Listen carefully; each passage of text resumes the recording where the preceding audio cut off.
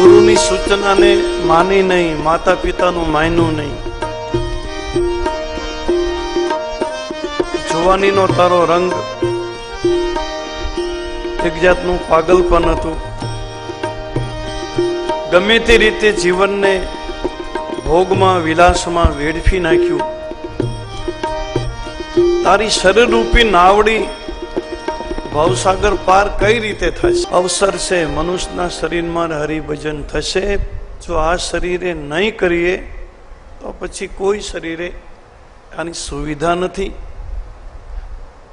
એટલે મનુષ્યના દેહમાં સંસારિક કાર્યો ભલે થોડાક અધૂરા રહે, અથવા તો સંસારના કાર્યો આપણાથી અધૂરા રહી જાય તો આપણી પછીની પેઢી પૂરા કરી દે, એની બહુ ચિંતા ન કરવી. સંસારના જે કાર્યો આપણાથી અધૂરા હશે તો આપણી પછી આપણા સંતાનો, એના સંતાનો એ પૂરા કરી દેશે. પણ આપણે જે હરિભજન કરવાનું છે ને, એ તો આપણે જ કરવાનું છે. એ આપણા વતી બીજા કોઈ કરી નહીં દે. પરમાત્માનું ભજન જે આપણા કલ્યાણ માટે કરવું, એ આપણે કોઈને સોંપી ન શકીએ. સંસારના કાર્ય તો તમે બીજાને સોંપી શકો, પણ આપણા કલ્યાણ માટે હરિસ્મરણ કરવું નહીં, એ તો આપણે જ કરવાનું. આપણા ભાગે જે હરિભજન છે એ તો આપણે જ કરવું પડે. અને એમાંય આ કળિયુગ છે. કળિયુગ ભલે દોષ ઘણા છે કળિયુગના, પણ એમ કળિયુગના ગુણ પણ ઘણા છે. સતયુગમાં હજારો વર્ષની સમાધિઓ લગાવે પર્વતની ગુફામાં બેસીને, કઠિન જે સાધના યોગીઓ કરતા, ઋષિમુનિઓ, અને છતાંય પરમાત્માનો પ્રકાશ મળતો નહીં, ઈશ્વરની અનુભૂતિ થતી નહીં. ત્રેતાયુગમાં યજ્ઞ યાગાદિનું માધ્યમ હતું. ઋષિમુનિઓ યજ્ઞ કરતા, રાક્ષસો એમાં વિઘ્ન નાખતા. યજ્ઞના અનુષ્ઠાનો મુશ્કેલથી પૂર્ણ થતા, દુવિધાઓ ઘણી હતી, અને છતાંય એને પરમાત્મા મળે કે ન પણ મળે. એટલે બધી કષ્ટ સાધ્ય સાધનાઓ હતી. સતયુગમાં, ત્રેતાયુગમાં શરીરને બહુ કષ્ટ આપવામાં આવતું.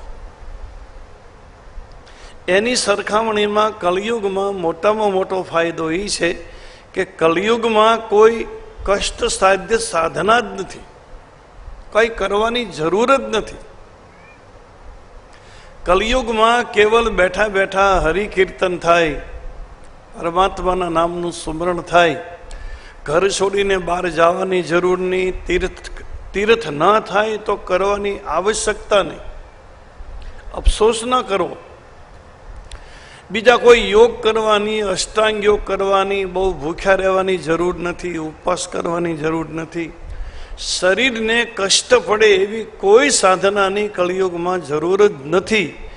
બેઠા બેઠા પરમાત્માનું ભજન જો થાય, હાલતા ચાલતા, બેઠતા ઉઠતા, જે આપણને સારું પરમાત્માનું નામ લાગે, અથવા આપણે જેને માનતા હોઈએ, અથવા આપણે જે સ્વરૂપ ગમે એવા કોઈ પણ સ્વરૂપનું તમે ધ્યાન ધરો, હાલતા ચાલતા, એ પરમાત્માનું નામ જો હું તમે લઈએ તો કળિયુગમાં પરમાત્માના નામથી, એના સંકીર્તનથી સતયુગના ઋષિને જે ગતિ ન મળી, એ ગતિ મને તમને ઘરે બેઠા મળે. તુલસીદાસજી મહારાજે રામાયણમાં લખ્યું છે કે સતયુગ જેવો કોઈ યુગ નથી, જો મને તમને વિશ્વાસ આવે તો. જો લોકો વિશ્વાસ કરે તો કળિયુગ જેવો કોઈ યુગ નથી. કારણ કે કોઈ પ્રકારનું કષ્ટ ઉઠાવવાનું નહીં, કોઈ એવી કઠિન તપસ્યા કરવાની નહીં, ઘર છોડવાની જરૂર નથી. કલયુગ સમ કોઈ યુગ નહીં, જો નર કર વિશ્વાસ, ગાય રામ ગુણ ગણ વિમલ ભવતર બિનહી પ્રયાસ. બસ પરમાત્માનું નામ હાલતા ચાલતા, બેઠતા ઉઠતા. અને પછી કલયુગમાં નામ સુમરણમાં કોઈ વિધિ વિધાન નથી.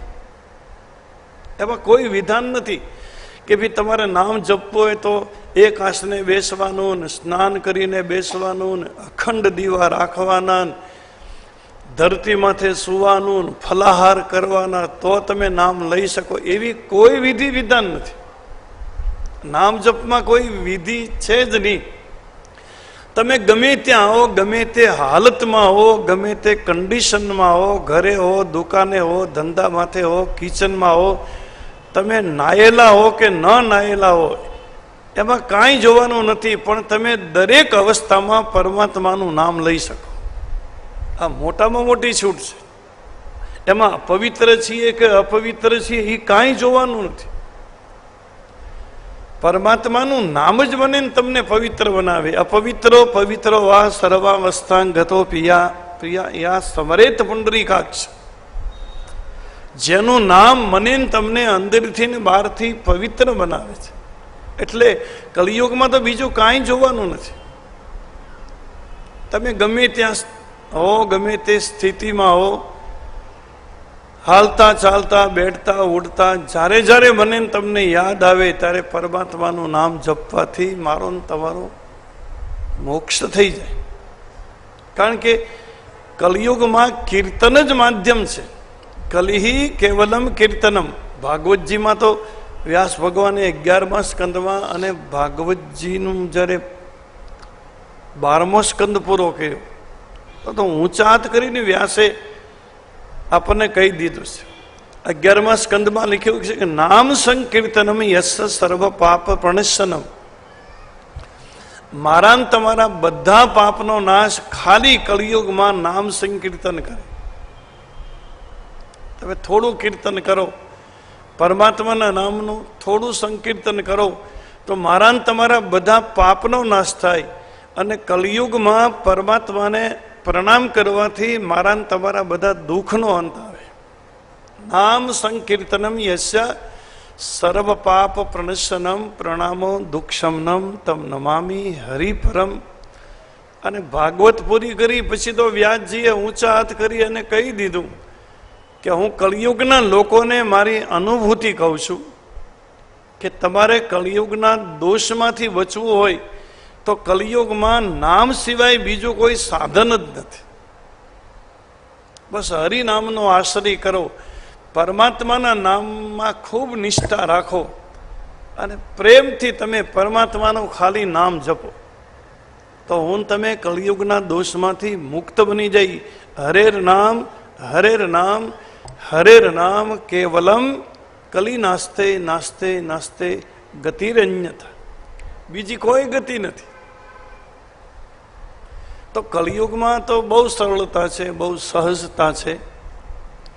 મારે તમારે બીજી કોઈ આમ જટિલ સાધના કરવાની જરૂર નથી, અટપટી કોઈ ઉપાસનાની જરૂર નથી. સ્વાભાવિક રીતે હું તમે પરિવાર સાથે રહીએ, જે કાંઈ પ્રવૃત્તિ સંસારની આપણા ભાગે આવી હોય, ધંધો છે, નોકરી છે, જે કરતા એ બધું કરવાનું. ક્યાંય ભાગી જવાની જરૂર નથી, કોઈને છોડી દેવાની જરૂર નથી.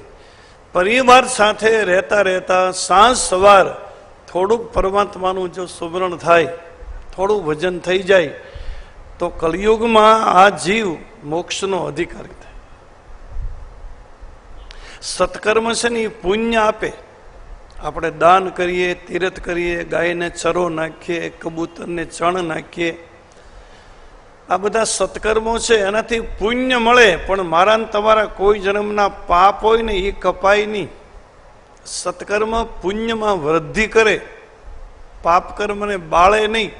ત્યારે પરમાત્માનું નામ બે કામ કરે કે પરમાત્માનું નામ લેવાથી પુણ્ય પણ થાય અને મારા ને તમારા પાપને પણ બાળે.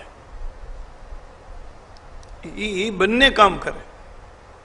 અને પરમાત્માના નામમાં જે ફળ છે ને એવું ફળ કોઈ સાધનમાં નથી, કોઈ સત્કર્મમાં નથી. ભલે આપણે 4 ધામની યાત્રા કરીએ કે તમે પ્રયાગમાં કલ્પવાસ કરો સંક્રાંતિ કાળમાં, પછી પવિત્ર નદીને કિનારે જપ કરીએ, તપ કરીએ, યોગ કરીએ, ઉપવાસ કરીએ, કરે છે માણસ. એનું ફળ જરૂર છે પણ પરમાત્માનું નામ લેવાથી જે ફળ મળે ને એની સાથે એકે ફળ ન આવે. એક આપણો શ્લોક છે, ગોકોટી દાનમ ગ્રહણે ચ કાશી મકરે પ્રયાગે ઉત્કલ્પવાસી યજ્ઞે ચ મેરુ સમહેમ દાનમ નહીં તુલ્ય ગોવિંદ નામ સમાન. કાશીમાં જઈ અને કરોડ ગાયનું દાન કરો બ્રાહ્મણોને ગંગા કિનારે, તો કાશીમાં 1 કરોડ ગાયનું દાન કરવાથી જે પુણ્ય મળે એ પુણ્ય લખી લેવું. મકર સંક્રાંતિમાં સંક્રાંતિ કાળ, જેને પુણ્યકાળ કહેવાય, માઘ સ્નાનનો મહિમા, પ્રયાગમાં કુંભનો મેળો ભરાય, અક્ષય કાળે, અને એ સમયે પ્રયાગમાં તમે જપ તપ યમ નિયમ જે કાંઈ દાન કરો એ તો બધા અક્ષય ફળ છે, તો એ પુણ્ય પણ લખી લેવું. ઘરે તમે યજ્ઞ કરો અને બ્રાહ્મણોને સોનાના પર્વતો દક્ષિણામાં આપો, સોનાના બધા પર્વતો આપો, અને એ પુણ્ય જે થાય તે લખી લેવું.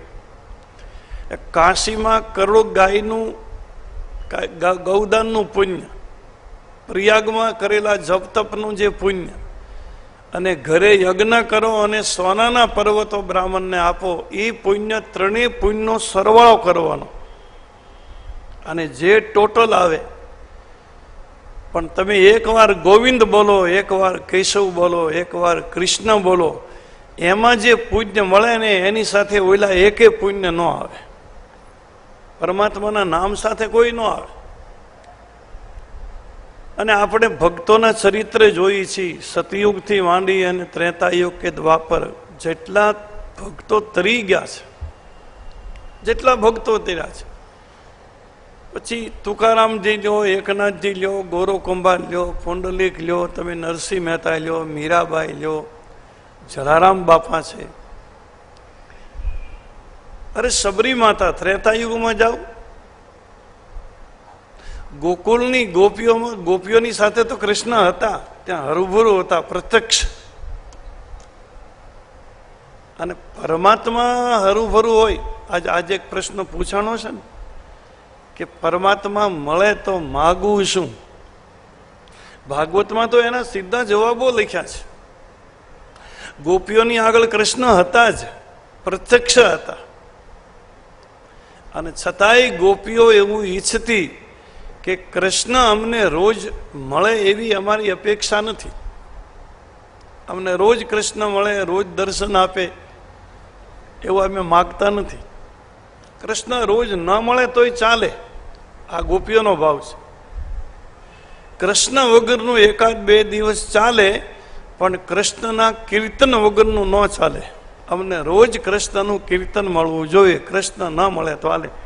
એટલે કૃષ્ણ હતા તોય ગ્રહે ગ્રહે ગોપ વધુ કદંબા સર્વે મિલિતવા સમવાપ્ય યોગમ પુણ્યાની નામાની પઠંતે નિત્યમ. પરમાત્માની આગળ સત્સંગની માંગણી કરાય કે હે હરિ, એવો અનુગ્રહ કરો, એવી કૃપા કરો, એવી કરુણા કરો, અમને નિત્ય સત્સંગ મળે. વતરાસુર રાક્ષસ આવશે આપણે કથા આગળ. વતરાસુર જ્યારે મરે ને ત્યારે ભગવાન એની સામે હોય છે, વિષ્ણુ ભગવાન નારાયણ. અને વતરાસુરની સ્તુતિ બહુ સારી છે ભાગવતમાં, 4 શ્લોકમાં સ્તુતિ છે. વતરાસુરે એવું માગ્યું છે હરિ આગળ કે મહારાજ, મારું માનસ બગડ્યું છે, મારી બુદ્ધિ બગડી છે, આ તમારું દર્શન કરતા કરતા મરું, મારે મોક્ષ નથી જોઈતો, મારે વૈકુંઠે ન જોઈએ, મારી કોઈ શરીરની માંગણી નથી કે હું આ શરીરે જન્મ એમની કર્મ પ્રમાણે મારો ગમે ત્યાં જન્મ થાય, પણ મને દરેક જન્મમાં સત્સંગની પ્રાપ્તિ થાય, આવી કૃપા કરો. વતરાસુર સત્સંગની માંગણી કરીને પછી શરીર છોડે છે. અયોધ્યામાં રામ જ્યારે ગાદી માથે બેસે, રાવણના કુળનો ઉદ્ધાર કરી અને અયોધ્યામાં રાજા રામ બની જાય, 4 વેદ પણ આવે છે સ્તુતિ કરવા. દેવતાઓ બધા આવ્યા છે, કૈલાસથી ભગવાન શિવ અને પાર્વતી પણ આવ્યા છે. શંકર ભગવાને પણ રામની સ્તુતિ કરી છે, જય રામ રમા રમનમ શમનમ ભવતાપ ભયાકુલ પાહી જનમ અવધેશ દિનેશ સુરેશ વિભુ શરણાગત માગત પ્રાહી પ્રભુ. ભગવાન શંકરે પણ મોટી સ્તુતિ કરી. છેલ્લે શંકર ભગવાને માગ્યું, રામની આગળ માગ્યું. બે વસ્તુ માગી શંકર ભગવાને કે બાર બાર બર માગ હું હર્ષ દેવું શ્રી રંગ. હે રાઘવ, હે રાઘવેન્દ્ર, તમે આનંદથી પ્રસન્નતાથી હું જે માગું એ મને આપો. બાર બાર બર માગ હું હર્ષ દેવું શ્રી રંગ. પદ સરોજ અન પાયની અને ભક્તિ સદા સત્સંગ. એક તો તમારા ચરણની અમને ભક્તિ મળે અને અમને નિત્ય સત્સંગ પ્રાપ્ત થાય. શંકર ભગવાન નિત્ય સત્સંગ માગે છે કૈલાસમાં. હવે કૈલાસમાં બીજું કોઈ રહેતું નથી, બે જણા જ રહે છે, શિવ અને પાર્વતી. ત્યાં બીજી કોઈ વસ્તી નથી, આબાદી નથી. પણ શંકર એમ કહેવા માગે છે કે એવી કૃપા કરો કે અમારે પતિ પત્નીમાં કોઈ દી કુસંગ ન થાય. અમે પતિ પત્ની પણ રોજ સત્સંગ કરીએ, અમને તમારો સત્સંગ મળે. વ્યાસ ભગવાન ભાગવતમાં ભગવાન વિષ્ણુ આગળ માગે છે, ભવે ભવે તવ ભક્તિ ચરણારવિંદમ. હે નારાયણ, હે કેશવ, દરેક જન્મમાં તમારા ચરણની ભક્તિ મળે, પરમાત્મા મળે તો ભક્તિની માગણી કરાય. તમારા ચરણે અમને ભક્તિ રહે, તમારા ચરણે અમારી પ્રીત રહે, અને અમને દરેક જન્મમાં ભલે ગમે ત્યાં જન્મ મળે.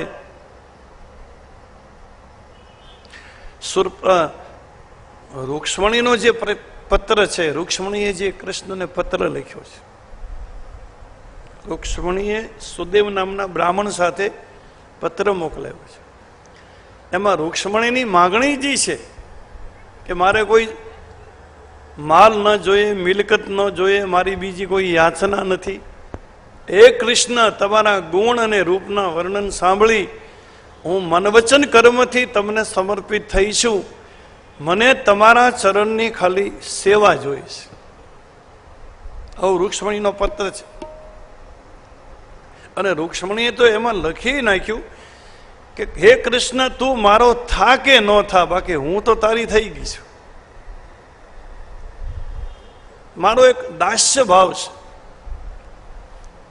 પ્રભુ હું દાસ તારી છું, એ હરી હું દાસ તારી છું. શરણમાં લે અગર ના લે, શરણમાં લે અગર ના લે. પ્રભુ દાસ તારી છું, એ હરી હું દાસ તારી છું.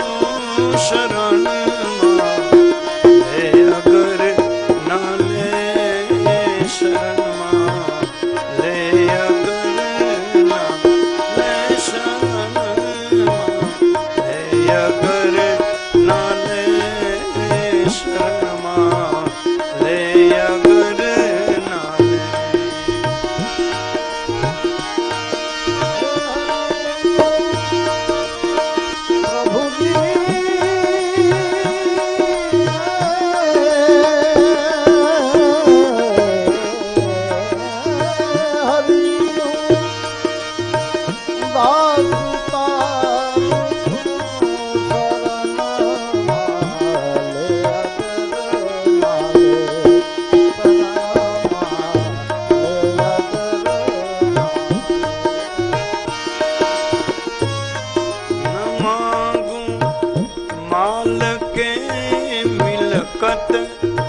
ના કોઈ યાચના બીજી ન માંગું, માલ કે મિલકત ના કોઈ યાચના બીજી. સદા તારી ચરણ સેવા, સદા તારી ચરણ સેવા. પ્રભુ અગર ના દે, શરણમાં લે અગર ના લે, શરણમાં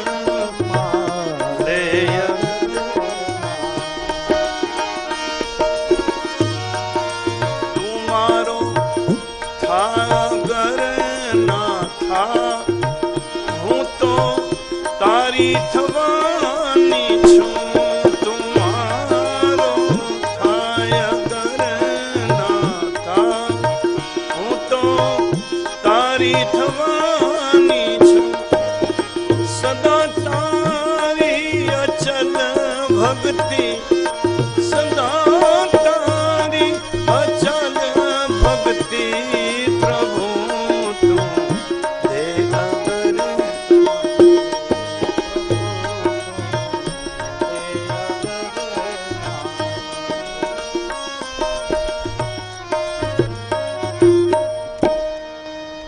પરમાત્માની આગળ એના ચરણની ભક્તિ મગાય અથવા તો નિત્ય સત્સંગ મગાય. નિત્ય સત્સંગ મળે, નિત્ય સાધુનો સંગ મળે.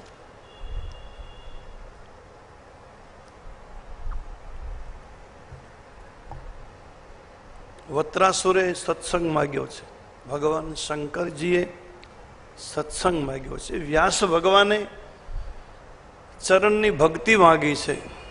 હે નારાયણ, દરેક જન્મે મને તમારા ચરણની ભક્તિ પ્રાપ્ત થાય. મોટા ભાગના સંતો ભક્તો નામથી તરી ગયા છે.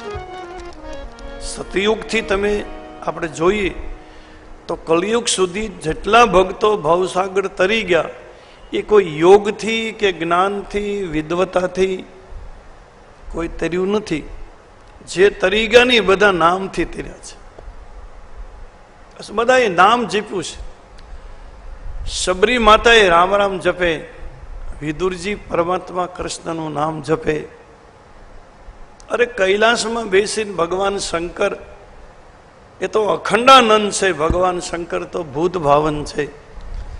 પણ શંકર ભગવાને બધું છોડી દીધું, ખાલી રામ નામ લીધું છે. સતત રામ રામ જપે. તુમ પુનિ રામ રામ દિન રાતી સાદર જપ હું અનંગા. અને હું તમે કળિયુગના જીવ છીએ. મારું તમારું ભોગવાદી શરીર છે. વિકારોમાં અને વાસનામાં હું તમે ડૂબેલા છીએ. આપણા શરીરથી આપણે કોઈ કઠિન સાધના કરી શકીએ એમ નથી. દુઃખ સહન ન થાય, ભૂખ સહન ન થાય, તિતિક્ષા સહન ન થાય.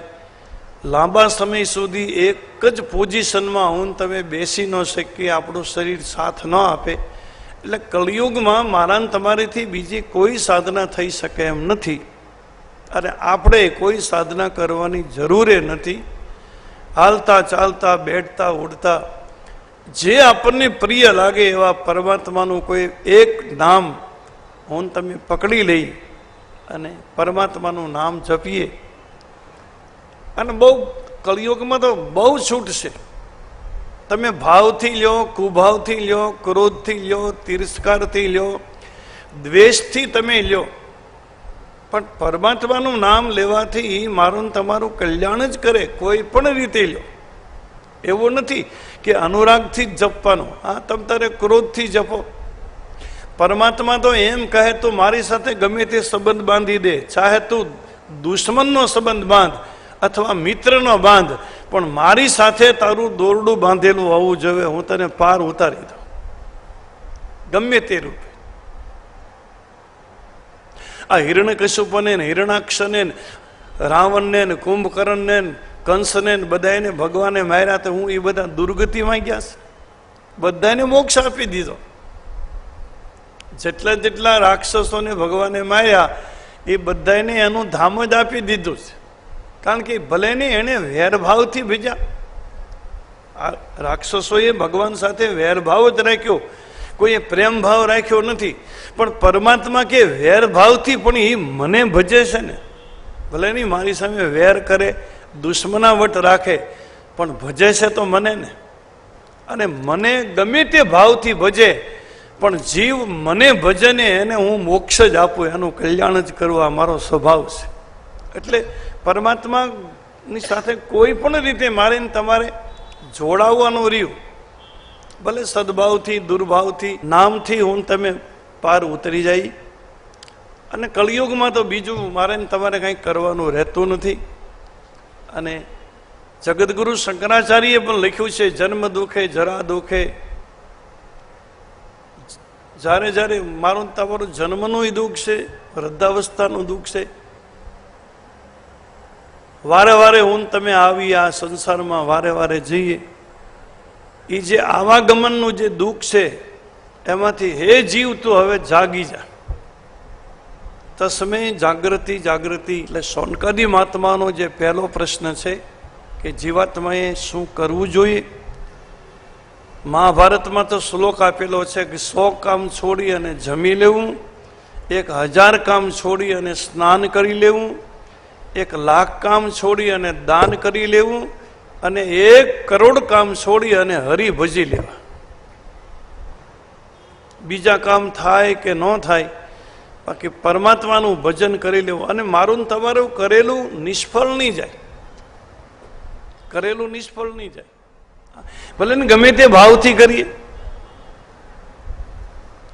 પણ હું તમે જો નામ લેશું ને તો એ મારું ને તમારું 100% કલ્યાણ થશે થશે અને થશે જ તે. કારણ કે હજી સુધી પરમાત્માને જે જે ભજ્યા છે એ કોઈની દુર્ગતિ થઈ નથી. આપણે હજી કોઈ ધર્મશાસ્ત્રોમાં કે ઇતિહાસોમાં ક્યાંય વાંચ્યું નથી કે પરમાત્માનું ભજન કર્યું અને એની દુર્ગતિ થઈ. પરમાત્માએ બધાનો ઉદ્ધાર કર્યો છે. અને ઈશ્વર તો કરુણા નિધાન છે. એ મારા ને તમારા કર્મ સામે જોતોય નથી, આપણા અપરાધ સામે ભગવાન જોતા નથી. બાળકના અપરાધ માતા ન ગણે ને. શરણાગતિનો ભાવ બહુ સારો ભાવ છે, એમાં બીજું કંઈ કરવાનું આવે નહીં. બાળકની માતા આટલી આટલી શુશ્રૂષા કરે, હા, બાળકને સ્નાન કરાવે, બાળકનું પેટ ભરાવે, બાળકને સૂર આવે, બાળકના મળમૂત્ર સાફ કરે, આટલી બધી સેવા બાળકની માં કરે, અને છતાંય બાળક માતાનો 2 શબ્દોમાં આભાર ન માને કે માં તો એટલું બધું મારું કામ કરે એટલે થેન્ક યુ વેરી મચ, એવું કંઈ બાળક કહે નહીં. એ બાળક આભાર ન માને ને તોય માં એનું ક્રિયા કરે. એમ શરણાગતિના ભાવમાં હરિશરણે પડી જાય, એના બાળક થઈ જાય, પછી એનો આભાર ન માનીને તોય ભગવાન આપણું બધું કર્યા કરે. સારામાં સારો રસ્તો છે ભગવાનને શરણે મન વચન કર્મથી સમર્પિત થઈ જવું. જેવા છીએ એવા, આપણે કોઈ સફાઈ આપવાની જરૂર નથી. અને પરમાત્મા આપણને જાણે છે. કદાચ આપણે બહારથી ગમે એવા આડંબર કે ગમે એવા નાટક કરીશું તો એ અંતર્યામી છે, એ મને તમને અંદરથી ઓળખે છે આપણે કેવા છીએ.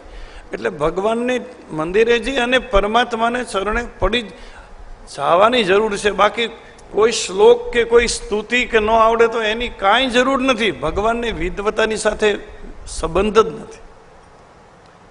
પરમાત્મા વિદ્વતા નથી માગતા, પરમાત્મા વિશ્વાસ માગે, પરમાત્મા વિશુદ્ધિ માગે. પંડિતાઈથી પરમાત્મા ન મળે, પ્રેમથી પરમાત્મા મળે. પરમાત્માને પ્રેમ સાથે. નહીંતર સબરી માતા કઈ વેદ પુરાણ ભણેલા હતા? સબરી માતાને જ્ઞાન હતું વેદનું. એક જંગલની શુદ્ર જાતિની કન્યા હતી, સાબર જાતિની કન્યા. જાતિની ઉચ્ચતા નહીં, ગુણની ઉચ્ચતા નહીં, વિદ્યાની ઉચ્ચતા નહીં. કુબજામાં શું કઈ સૌંદર્ય હતું? ગુનિકા એક ખાલી પિંજરામાં પોપટને પડાવતી હતી. રોજ સીતારામ સીતારામ પાળેલા પોપટને ગુનિકા નામ લેવરાવે. હવે એ પોપટને સીતારામ સીતારામ સીતારામ નામ લેતા લેતા ગુનિકાને લગન લાગી ગઈ. નહીતર નાચવા વાળી હતી, રાજાને રાજી કરવા વાળી નર્તકી હતી. બીજા કોઈ યોગ કે સમાધિ કે એવા કોઈ એની પાસે સાધન નહોતા. ખાલી પોપટ. નરસિંહ મહેતાએ તો બહુ સારું નહીં. ગુણ કા હતી તે એ પોપટને પઢાવતી, એમાંથી નામ લેહ લાગી, એમાંથી નામ લેહ લાગી. ગુણ કહતી તે પોપટને પઢાવતી, એમાંથી નામ લેહ લાગી.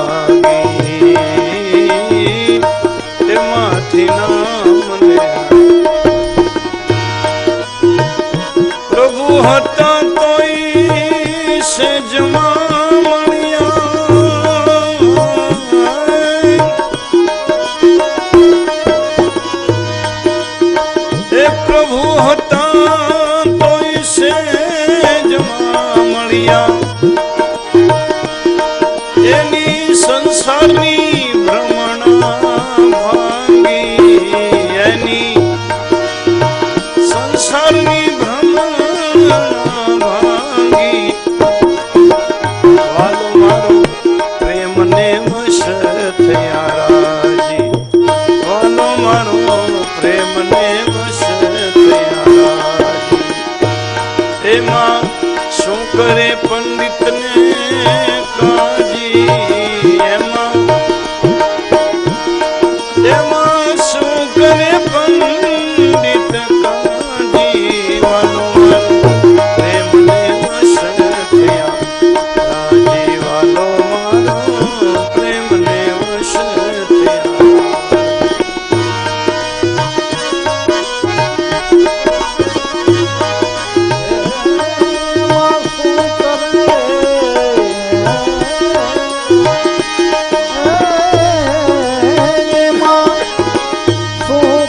પંડિત ને કાજી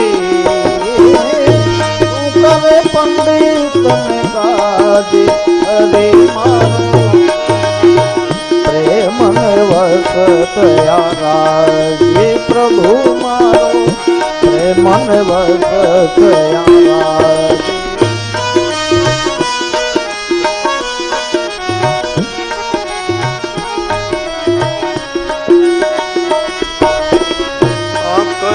ભાઈ નો તમે ખીચડો ખાધો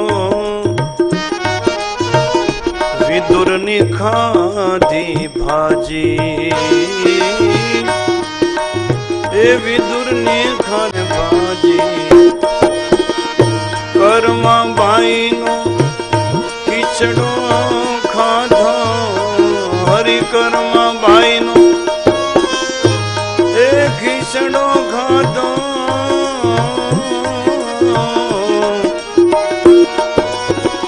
વિદુર ની ખાધી ભાજી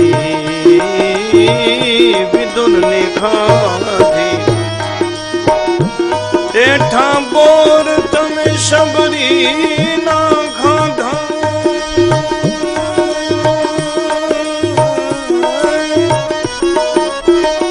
હે પ્રભુજી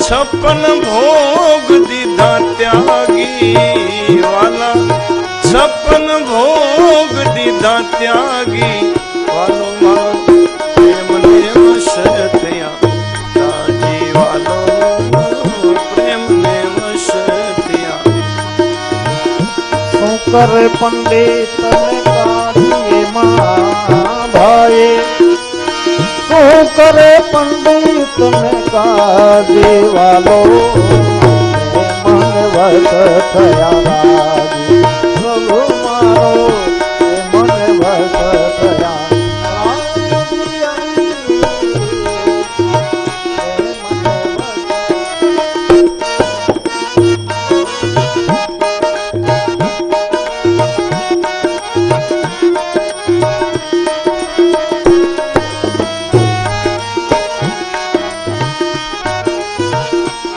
ભગતની બધા નિંદા કરે છે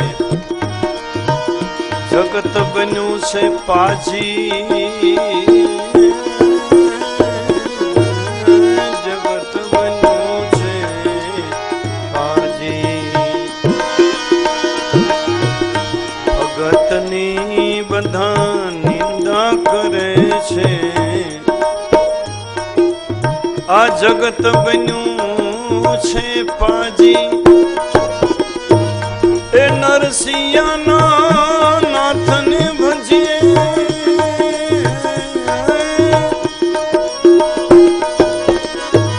એ નરસિંહના નાથને ભજીએ માથે ગિરધર રેહો છે ગાજી માથે ગિરધર રેહો છે ગાજી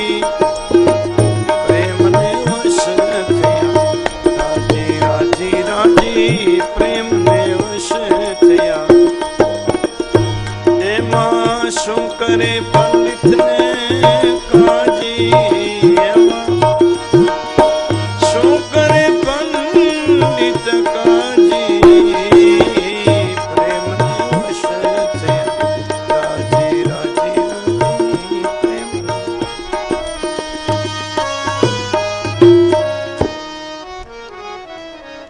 તે રીતે પણ પરમાત્મા સાથેનું અનુસંધાન મારો ને તમારો મોક્ષ કરી દે, કલ્યાણ કરી દે. ચાહે ભાવથી, કુભાવથી, આળસથી, તિરસ્કારથી, ક્રોધથી, દ્વેષથી પણ પરમાત્માનું નામ લેવાય તો એ ભગવાનનું નામનો સ્વભાવ જ કલ્યાણ કરવાનો છે. એટલે ગમે તે રીતે નામ લઈએ તો પરમાત્માનું નામ મારું ને તમારું કલ્યાણ જ કરે.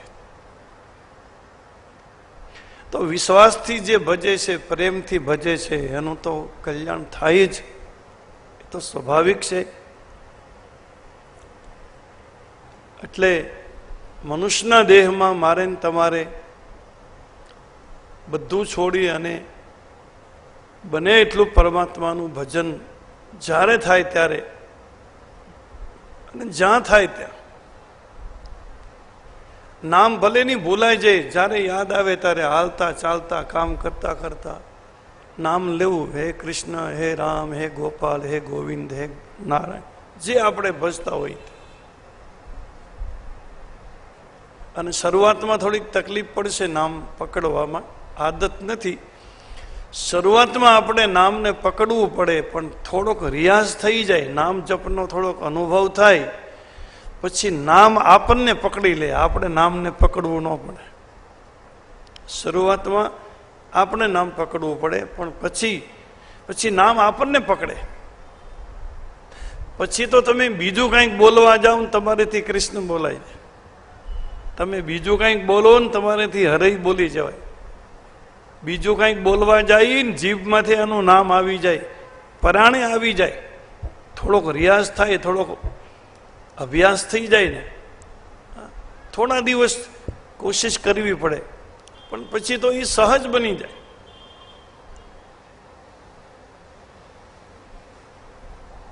એટલે પરમાત્માનું સ્મરણ કરવું જોઈએ. આ શ્રી કર્મ છે.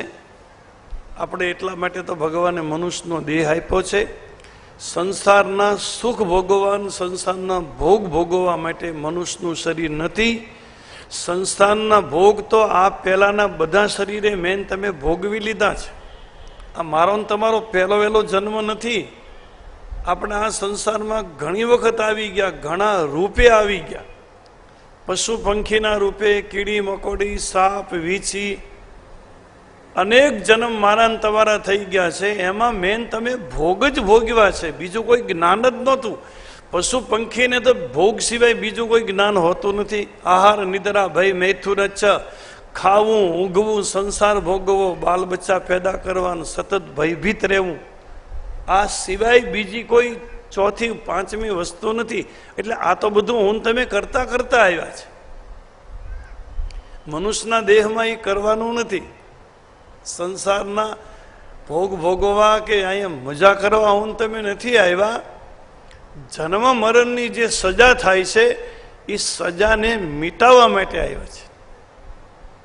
84 લાખનો ફેરા મટી જાય એટલા માટે એક ફેરો આપવામાં આવ્યો છે કે આ જન્મમાં મનુષ્યના દેહમાં બને એટલી સાવધાની રાખી અને ભાવથી કુભાવથી જે રીતે લેવાતો હોય એ રીતે પરમાત્માનું નામ લઈએ તો મારા ને તમારા કર્મ બળે અને પરિણામે જન્મ મરણના ચક્કરમાંથી અને આ ભવસાગર પાર થવા માટે બીજી કોઈ સાધના નથી. તમે ગમે એવા મોટા મોટા યજ્ઞ કરો કે બધા મંદિરો બંધાવો કે ગમે એટલી પ્રાણ પ્રતિષ્ઠા કરો, તમે સ્કૂલ બંધાવો, હોસ્પિટલ બંધાવો, દવાખાના ગમે એવા તમે સત્કર્મ કરો, એનાથી આવાગમન ન મટે, મોક્ષ ન મળે.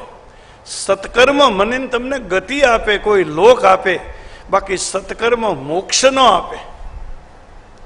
મોક્ષ પરમાત્માનું નામ જ આપે. જ્યાં સુધી હરિભજન ન થાય ત્યાં સુધી આ જીવ પાર ન પડે.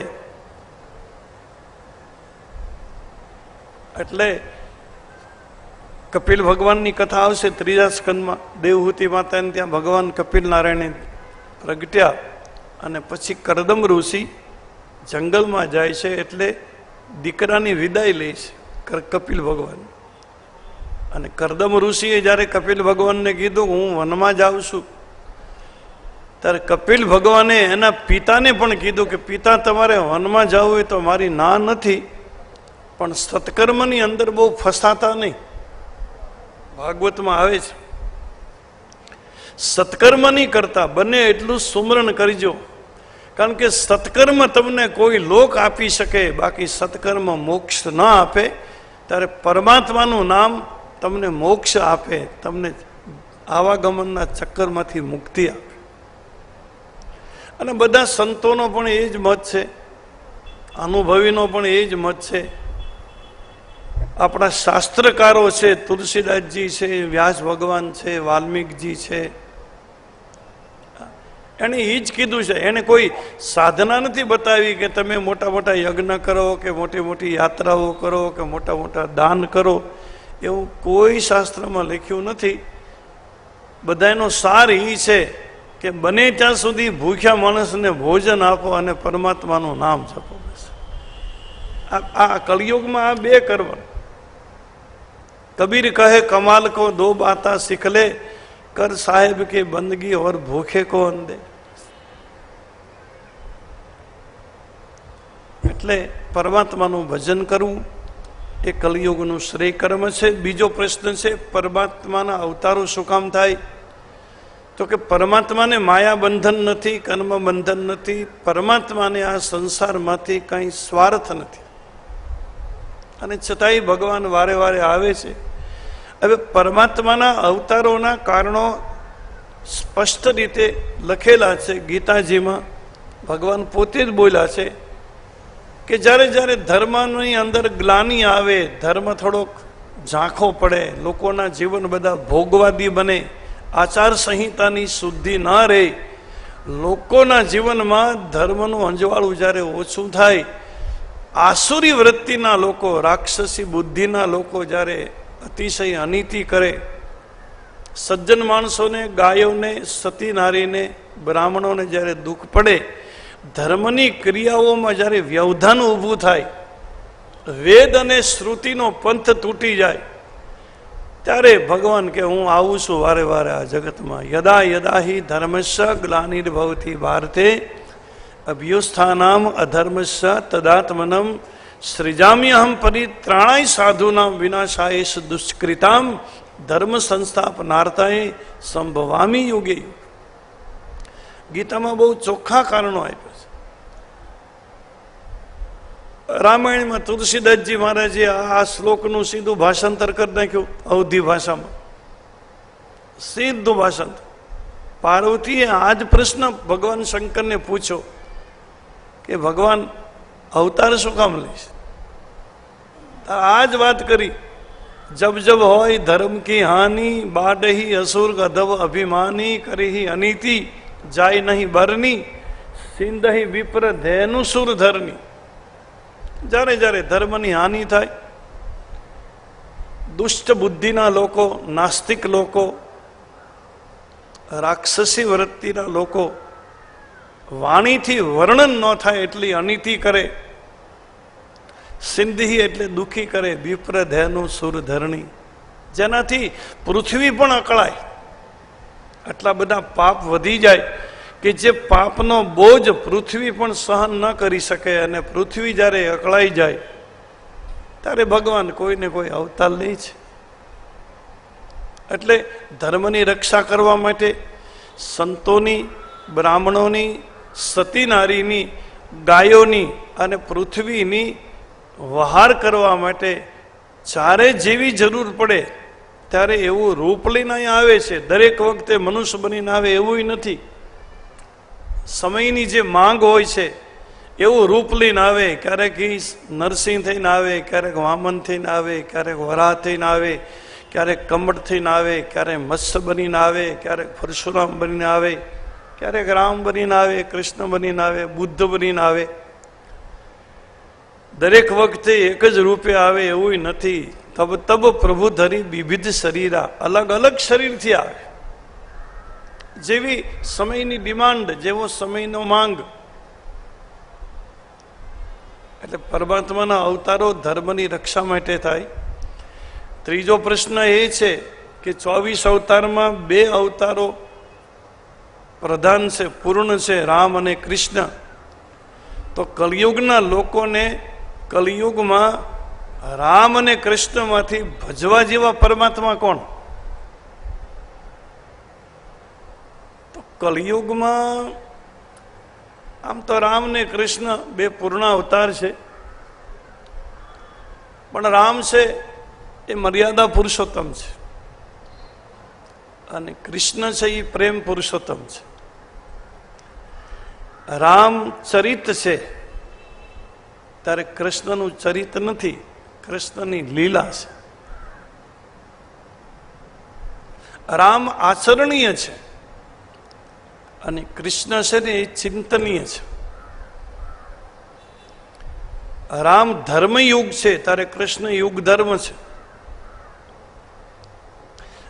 જે સમયમાં રામ બનીને ભગવાન આવ્યા ત્રેતા યુગમાં, ત્રેતા યુગમાં સમયને મહત્વ આપ્યું નથી, ધર્મને મહત્વ આપ્યું છે.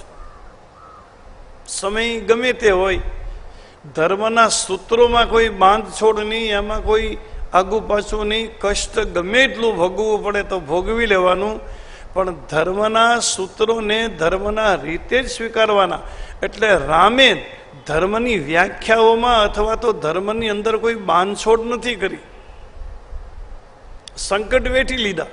14 વર્ષના વનવાસ સ્વીકારી લીધો, ઠેર ઠેર વનવાસમાં બધે સંકટ પડ્યા છે, ઘણા દુઃખી થયા છે, પણ ધર્મને જ મહત્વ આપ્યું, સમયને નહીં.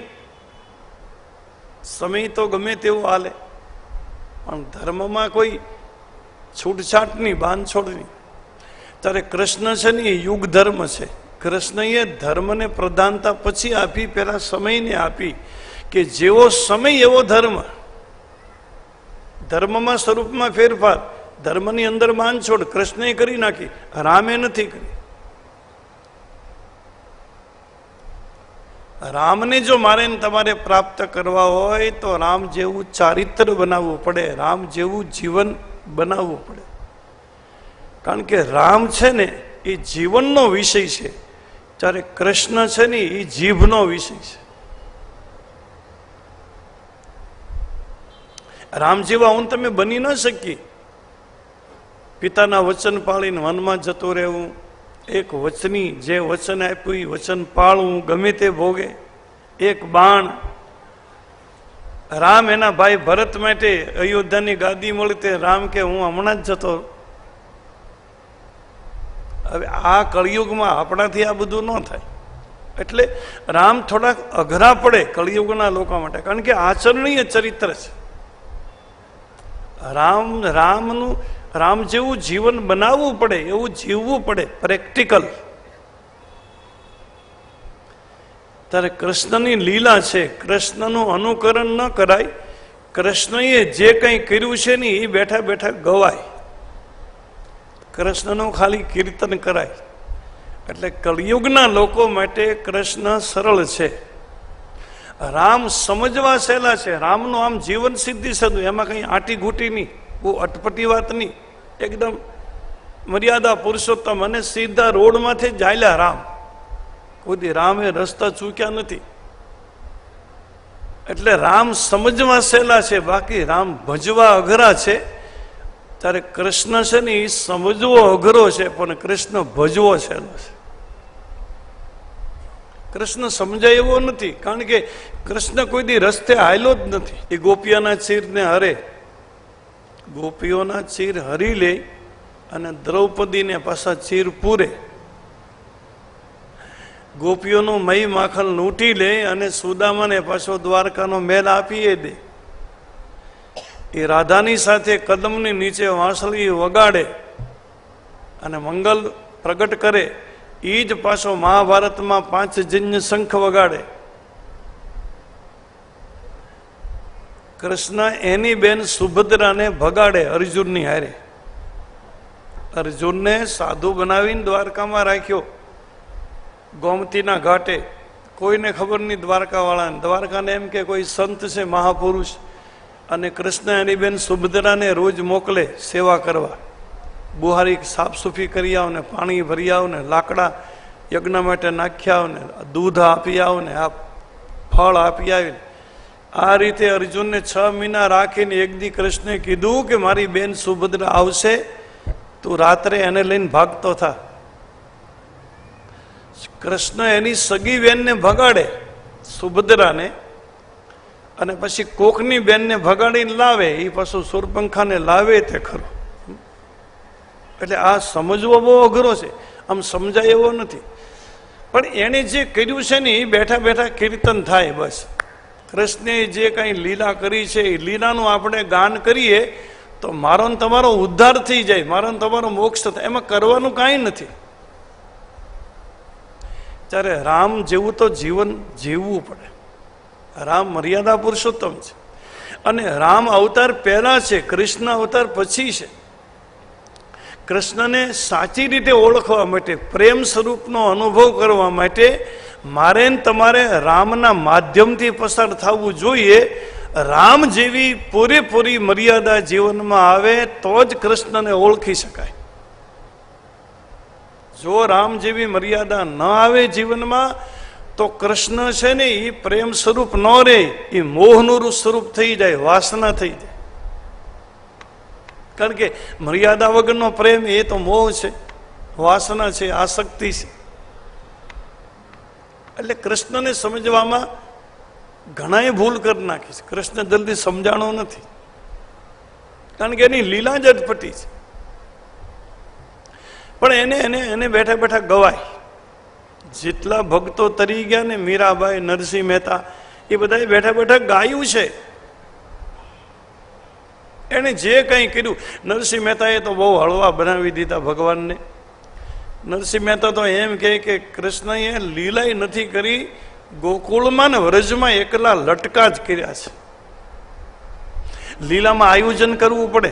ભલે લીલા તો લીલા છે, પણ એમાંય આયોજન તો કરવું પડે. ગોવળિયાને ભેળા કરવા પડે, મિત્રોને કઈ ગોપીને ઘેરે ક્યારે જવું, ગોપી પાણી ભરવા જાય, પાછળથી જવું, એનો એક પ્રી પ્લાન તો બનાવવો પડે. તો નરસિંહ મહેતા એમ કહે કે ભગવાન લીલા કરે તો એને થોડું કષ્ટ પડે, એને થોડુંક પ્લાન બનાવવાનો. પણ જે માણસ લટકા કરે ને, લટકાને કોઈ પ્લાન ન હોય. લટકા માણા ગમે એમ કરીએ કે એમ ભગવાનને નરસિંહ મહેતાએ એવા હળવા બનાવી દીધા, એટલા લાઇટ બનાવ્યા કે કૃષ્ણએ જે કંઈ કર્યું ને એ તો અહીંયા એના લટકા છે,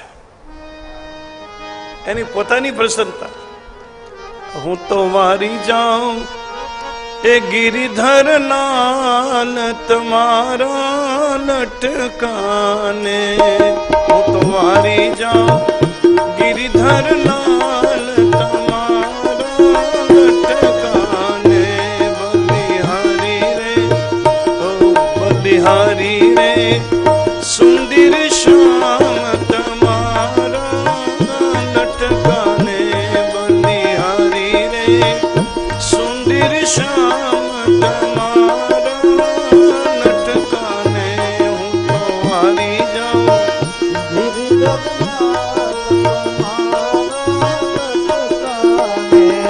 બલિહારી સુંદર શ્યામ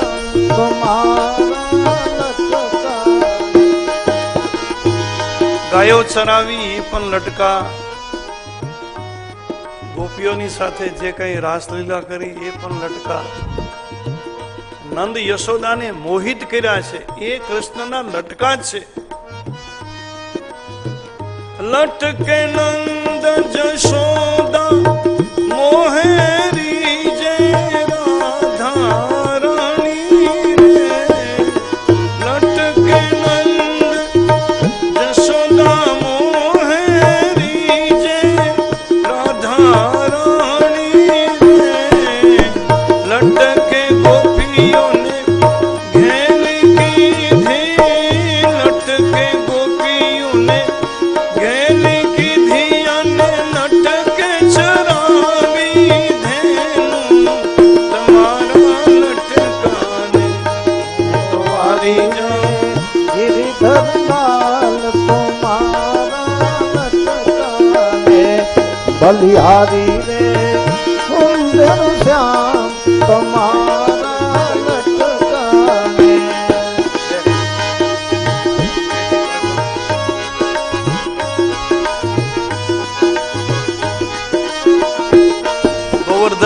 ઉઠાયો, ઇન્દ્રનો ગર્વ ઉતાર્યો, યમુનાજીમાં એમનામ કૂદ્યા અને કાળી નાગને નાથ્યો. આને માટે કોઈ પ્રયાસ નથી કર્યો, આને માટે કોઈ પ્લાન નથી કર્યું. આ તો કૃષ્ણની સહજ લીલા છે. નરસિંહ માતા એવું કહેવા માંગે, લટકે ગીરી ગોવર્ધન ઉઠાયો તમે, ઇન્દ્રનો ગર્વ ઉતારી રે. લટકે ગીરી ગોવર્ધન ઉઠાયો તમે, ઇન્દ્રનો ગર્વ ઉતારી રે. લટકે જળ જમનાજીમાં પહોંચ્યા, લટકે જળ જમનાજીમાં પહોંચ્યા, અને લટકે નાથ્યો કાળી. લટકાને હું તો વાળી જાઉં, ગિરધર લાલ તમારા લટકાને. બલિહારી રે સુંદર શ્યામ તમારા લટકાને. નરસિંહ મહેતા છેલ્લે લખે કે તારા લટકાનો કોઈ પાર નથી. હું કેટલાક ગણાવું, લાખો કરોડો તારા લટકા છે, અને તે અમને રાસમાં રમાડ્યા છે. નરસિંહ મહેતાને ઉપર લઈ ગયા ને ભગવાન શંકર રાસલીલા જોવા માટે. અને નરસિંહ મહેતા જે એમાં દેહાતીત બન્યા છે. હાથમાં મશાલ આપી હતી, પેલા મશાલો હતી ને, લાકડાને કપડું લપેટી તેલ વાળું કરી તેલ રેડતા જવાનું, પ્રકાશ એવી રીતે દીવા થોભી રાખવાનું. નરસિંહ મહેતાને એ કામ આપ્યું હતું ગોલોકધામમાં, કે મશાલ પકડી રાખે, રાસ રમાય છે. અને ભગવાન કૃષ્ણ રાધાજી સાથે, અંતરંગ સખી સાથે ગોલોકમાં રાસ રમે છે. હાથમાં પેલી દીવી છે, તેલ ક્યારેક ક્યારેક પૂરતા જાય, પણ રાસ લીલામાં એવા તલ્લીન થઈ ગયા, દેહાતીત થઈ ગયા, અને ભાન નો રહી. એ દીવી તો સળગતા સળગતા કપડા બધા સળગી ગયા, લાકડાનું જે હાથો પકડ્યો હતો એ સળગી ગયો, અને નરસિંહ મહેતાનો અડધો હાથ સળગી ગયો. નરસિંહ મહેતાને ભાન ન હતું.